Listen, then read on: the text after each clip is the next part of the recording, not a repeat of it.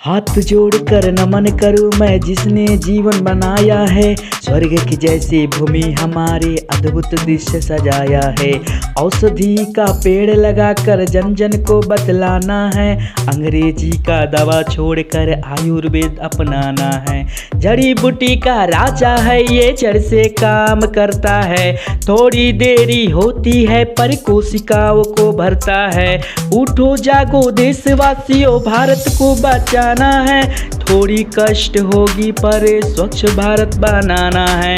डावाडोल मेरे भारत की नैया पार लगाएंगे। रिएक्शन के भरोसे हम तो देश को बचाएंगे। रिएक्शन के भरोसे हम तो देश को बचाएंगे। रिएक्शन के भरोसे हम तो देश को बचाएंगे। रिएक्शन के भरोसे हम तो देश को बचाएंगे। रिएक्शन के भरोसे हम तो देश को बचाएंगे। अस्पताल का चक्कर काट के हम तो बूढ़े हो रहे। एक बीमारी खत्म हुई ना दूसरे रोग से जूझ रहे।